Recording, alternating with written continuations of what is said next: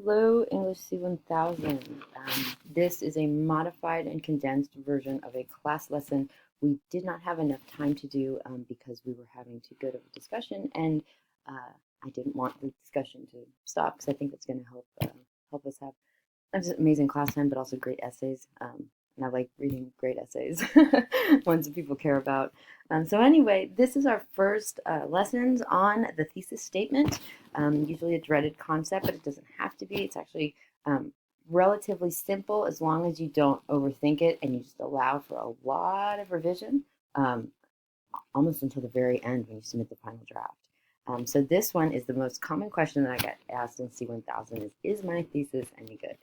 Um, and so what I'm going to do with this is kind of teach you how to judge for your own what you want to do with the thesis, and in particular for the first C1000 essay, which is going to be due relatively soon on the 11th of March, I believe. So before you begin doing anything with any judging or any of that, the first thing that you want to do is basically ask your thesis some questions. So they might not like it, but nonetheless, if you can answer certain questions about your thesis, or you can personify your thesis and then have them answer the questions for you. These are some of the questions that you want to ask to see if your thesis is on point for this particular essay. So the first one is, hey thesis, are you an opinion? A lot of times there's mistakes that happen, people misjudging an argumentative essay with a report of all of the stuff that they read. It's not a report. Most times, like the reports, I mean, if you're doing primary research, sure, but in general, it's kind of assumed you did a lot of extra work that doesn't appear on the page. So there's no reason outside of like smaller assignments for classes to really have just a great big document with all of your research submitted. Instead, we want to have a really great essay without all the extra stuff in it. It's a little selfish, I know, but that's one of the things we definitely want to make sure of from the gate. Are you an opinion thesis statement? And the way that you can tell between an opinion is you try to compare it to a fact. And it sounds like it's really clear the distinction between the two, but sometimes it's a little less so. So this is how I explain it. So an opinion is an idea that expresses a point of view. And because of that, it's an idea, it's debatable. So here is an example of an opinion. The bologna served to inmates in Santa Rita County Jail is not fit for human consumption. The thing that makes that an opinion is that evidently somebody thinks that it's fit for human consumption because they serve it to human beings. But nonetheless, that makes it so that it is more of an opinion or an idea that expresses a point of view as opposed to what is on the other side of the screen, just the fact. So basically, a fact is a statement that describes a reality that is true. And so we're not going to do the whole philosophical thing where we're going to talk about like what's the nature of knowledge. There's some really great philosophy classes that you can take and debate that, but we're just going to kind of take it as is. So a fact is a truth that can be verified. And when I say verified, I mean like looked up, relatively easily. It's not one that requires, you to form a whole big argument about it.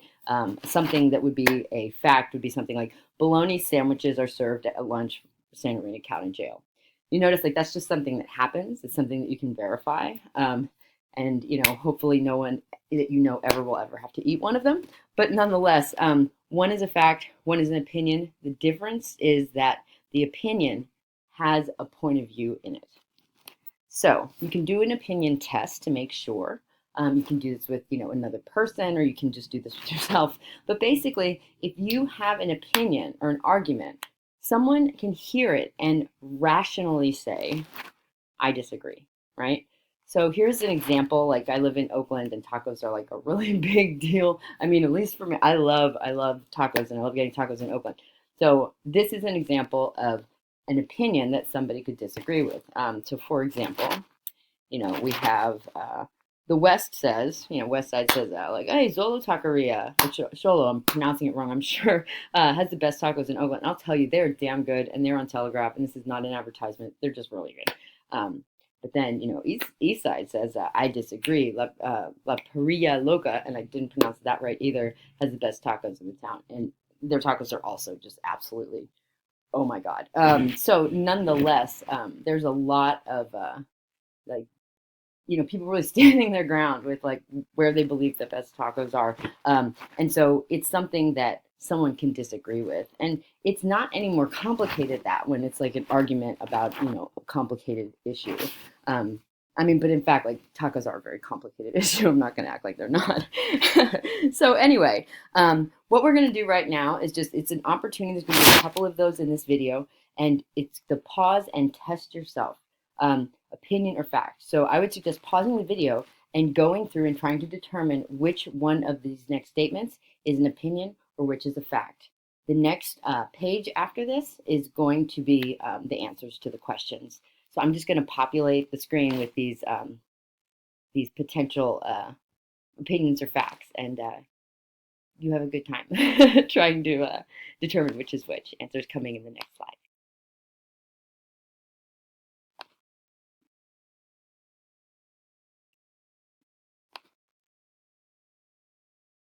Here's where I would pause. Okay, so now what we're going to do is we're going to go to the answer side of things.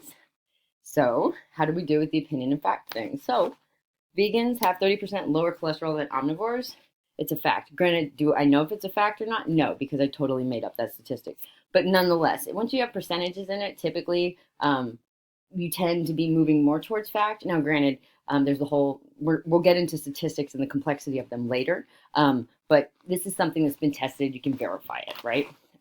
Next one, the fire department arrived before the ambulance again. He's observing something that happened, right? So since you were able to observe it and verify it, and it's in the past tense, arrived before the ambulance again. And they always do for some reason. The fire department's always first. But it qualifies as a fact because you just saw it. You can verify it. Next, if you call the police in this neighborhood, they will not come.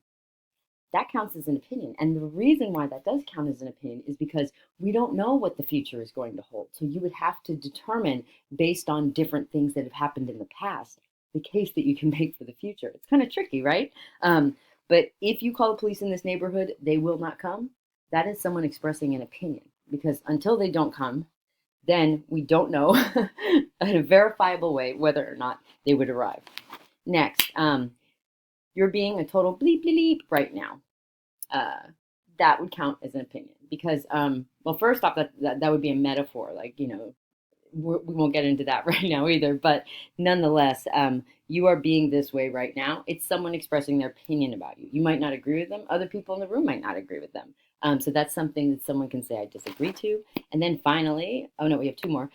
Democrats and Republicans are really the same party. That is an opinion. And the reason that is an opinion is because you would need to have a bunch of different reasons that were supported with evidence to prove that it's actually the same thing. The general idea, at least that's promoted, is that they're different parties, but it's something that someone can obviously say, I agree or I disagree to. And then finally, Danny was old enough to get on the carnival ride, but he was nowhere near tall enough. And I think that was cut off by the screen, for which I apologize here, but that's a fact, because again, you saw him do this in the past, so it's verifiable. So that's the difference between fact and opinion. When we get to the actual writing of the essays, if you end up having a fact as a thesis, that's totally fine. All you have to do is change it into a statement that can't be immediately verified and with which someone can say, I disagree. And so in our next video, since we have gone through the fact and opinion differential, we are going to talk about another aspect of thesis statements that's really important, and that's going to be related to making sure that you stay unified, that you are on one topic and it's one specific topic. Just think of it this way. We have, 4 or 5 double-spaced pages. Once you go through the material for the paragraphs that we write, you run out of space fast. So the key is to write more about less. That will be in video number 2 of this